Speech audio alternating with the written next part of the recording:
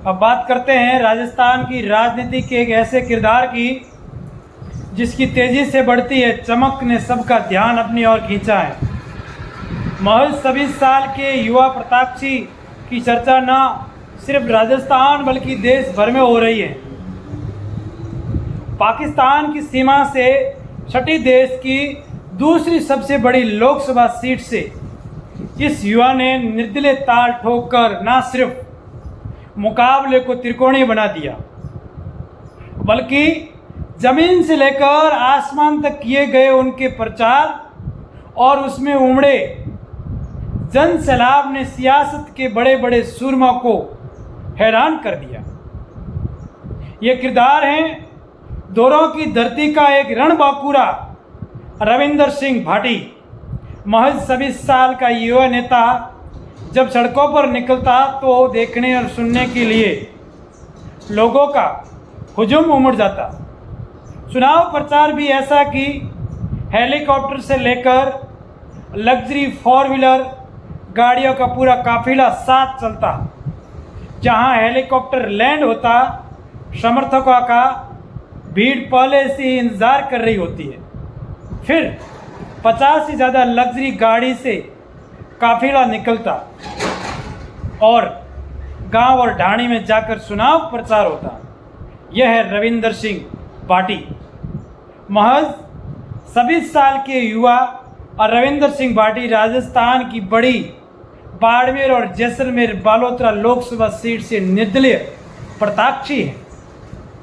यह सीट क्षेत्रफल के लिहाज से देश की दूसरी बड़ी सबसे बड़ी लोकसभा सीट है जो पाकिस्तान की सीमा से लगती है। यहाँ दूसरे चरण में 26 अप्रैल को वोट डाले गए थे। इस सीट से भाजपा ने मोदी कैबिनेट के मंत्री कैलाश चौधरी को फिर से मैदान में उतारा है। वहीं कांग्रेस से दिग्गज जाट नेता श्री उमेदाराम जी बेनीवाल को मैदान में उतारा।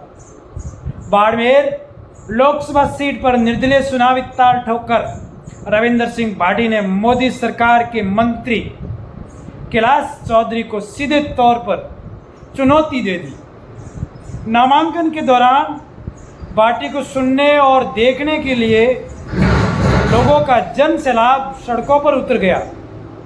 जब रविंदर सिंह भाटी के नामांकन के दौरान उमड़ी भीड़ की तस्वीरें अखबारों में छपी और न्यूज़ चैनलों पर वीडियो और फुटेज चले तो युवा नेता इस लोकसभा चुनाव के सबसे चर्चित उम्मीदवारों में से एक बन गया जिसकी चर्चा देश भर में होने लगी। बाड़मेर के छोटे से गांव दुधोड़ा के रहने वाले रविंदर सिंह भाटी बेहद सामान्य परिवार से आते हैं। उनके पिता शिक्षक हैं।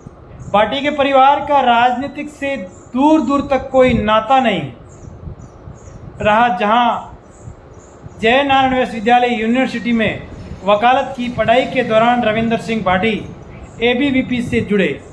2019 में रविंदर सिंह भाटी ने छात्र संघ अध्यक्ष पद के लिए एबीवीपी से टिकट की दावेदारी पेश की, लेकिन टिकट नहीं मिला तो निर्दलीय ताल ठोक दी और यूनिवर्सिटी के 57 साल के इतिहास में पहली बार निर्दलीय छात्र संघ अध्यक्ष बने। छात्र संघ अध्यक्ष के तौर पर उनके लिए किए गए कामों ने उन्हें छात्रों और युवाओं के बीच बेहद लोकप्रियता बना दी। इसके बाद 2022 में रविंदर सिंह भाटी राज्य की राजनीतिक में उतरे, बीजेपी ज्वाइन की और 2023 के विधानसभा चुनाव में शिव सीट से टिकट की मांग की, लेकिन बीजेपी ने टिकट नहीं दिया तो इससे नाराज भाटी ने बीजेपी से बगावत कर दी। शिव विधानसभा से निर्दलीय चुनाव लड़ने का ऐलान कर दिया और कई दिग्गजों और पटखानी देते हुए विधानसभा चुनाव जीतकर और अब 6 महीने भी नहीं बीते कि 2024 में भाटी ने लोकसभा चुनाव में भाजपा और कांग्रेस के लिए चुनौती बन गए। हमेशा मारवाड़ी भाषा में संवाद करने वाले भाटी अपनी बातों से हर वर्ग के लोगों को प्रभावित कर देते हैं। ऐसे नहीं है कि रविंदर सिंह भाटी का असर सिर्फ पश्चिमी राजस्थान में ही दिखा है। वो बाड़मेर, जैसलमेर और बालोतरा के प्रवासियों से मिलने और वोट मांगने के लिए गुजरात, महाराष्ट्र, बेंगलोर और हैदराबाद के अलग अलग इलाकों में भी पहुंचे। भाटी जहां भी गए उन्हें अच्छा जन समर्थन मिला। अन्य राज्यों में रविंदर सिंह भाटी की सभाओं में उम्र प्रवासियों को देखकर राजनीति के बड़े बड़े सूरमा को भी हैरान कर दिया। इस सीट पर नतीजा चाहे जो हो, लेकिन रविंदर सिंह भाटी के चलते यह सीट देश की सबसे चर्चित लोकसभा सीटों में से एक बन गई है। नमस्कार, फिलहाल इस खबर के लिए इतना ही।